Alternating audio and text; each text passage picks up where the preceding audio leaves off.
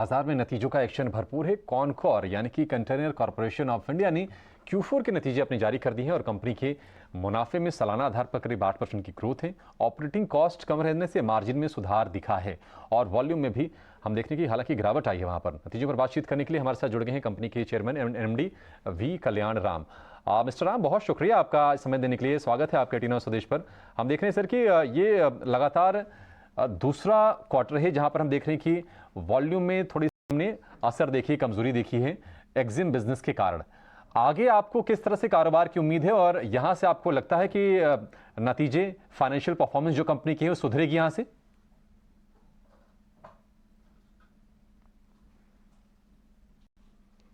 Mister Ram, आपको आवाज आ रही है?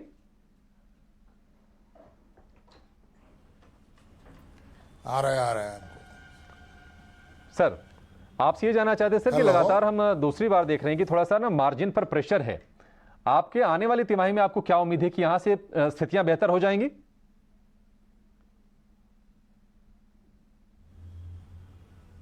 देखिए, see now actually domestic is growing faster than EXIM. EXIM में थोड़ा हेडविंड्स है। एक्जिम में because of export import scenario and the other things combined, we are having some headwinds in EXIM volume. So the EXIM volumes में growth नहीं है, domestic volumes में growth है। Domestic revenue जैसा बढ़ता है, डोमेस्टिक में मार्जिन्स कम है कंपेयर टू EXIM.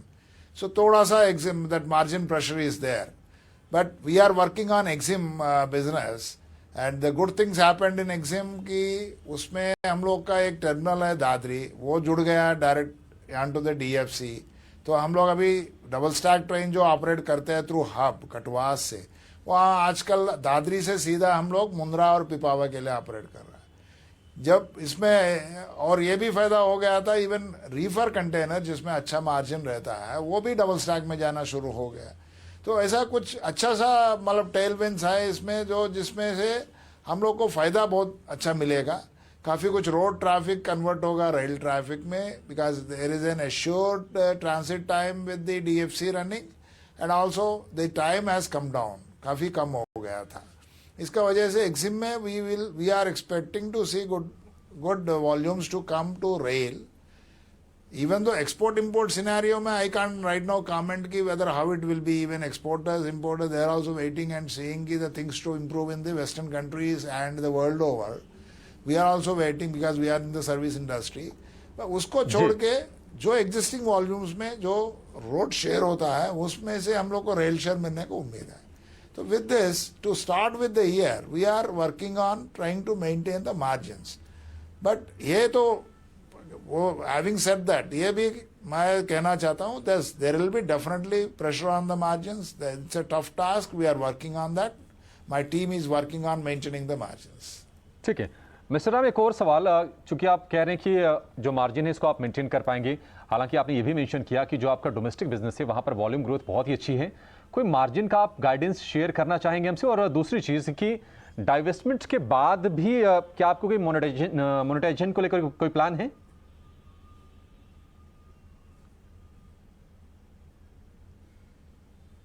डाइवेस्टमेंट का तो अभी तो फैसला नहीं हुआ ना। डाइवेस्टमेंट का अनाउंसमेंट हुआ, वो तो दैट इज वन इश्यू। ये जो डाइवेस्टमेंट अनाउंस हो के अभी ऑलमोस्ट 4 years हो रहा है, तो ये थोड़ा सा अनसर्टेनिटी इज ऑल्सो अफेक्टिंग अस।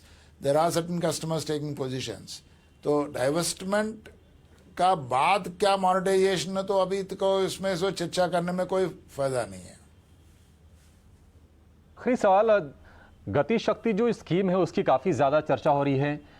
ये बताइए कि आपको कितना बेनिफिट कर रही है ये जो स्कीम है और आगे किस तरह से कंपनी को नतीजों को सुधारने में, बैलेंस शीट को सुधारने में मदद करेगी ये?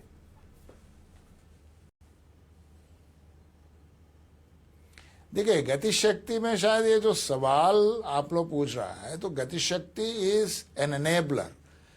गति Shakti scheme is enabling the logistics facilities to come with as a complete package. तो जो नया फैसिलिटीज जो डेवलप कर रहा है उसमें we are trying to develop them along with the help of the Gati Shakti scheme. जो एग्जिस्टिंग फैसिलिटीज है उसमें we are already running our business there is a well established business practices. वहां पर गति शक्ति को इम्प्लीमेंट करना is something which is not very good proposition. Gatishakti का help वहां पर लेने का हमको अगर कुछ बचा नहीं है, और यदि उसको गतिशक्ति स्कीम में कन्वर्ट करके लैंड लाइसेंस फीस के बारे में बात करना है, उसमें काफी कुछ एनालिसिस करना है, and we are doing that analysis. So the new terminals which will come up, there we will work on whether we can come with a Gatishakti policy, particularly on the terminals. हम लोग जो railway land में develop करना चाहता है, हम लोग एक टर्मिनल लिया हुआ है गतिशक्ति में, एक कोटा का पास राजस्थान में मंडलगढ़ जगह है, वहां पर गतिशक्ति में हम लोग बिड करके एक टर्मिनल डेवलप कर रहा है रेलवे लैंड पार्सल में।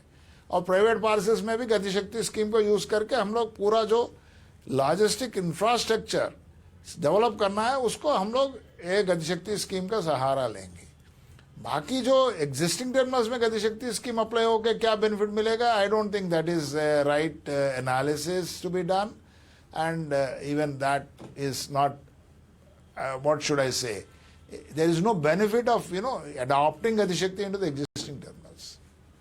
इनेबलर है, उससे चीज़ें फास्ट पेस हो जाएंगी, थोड़ी सी आसान हो जाएंगी।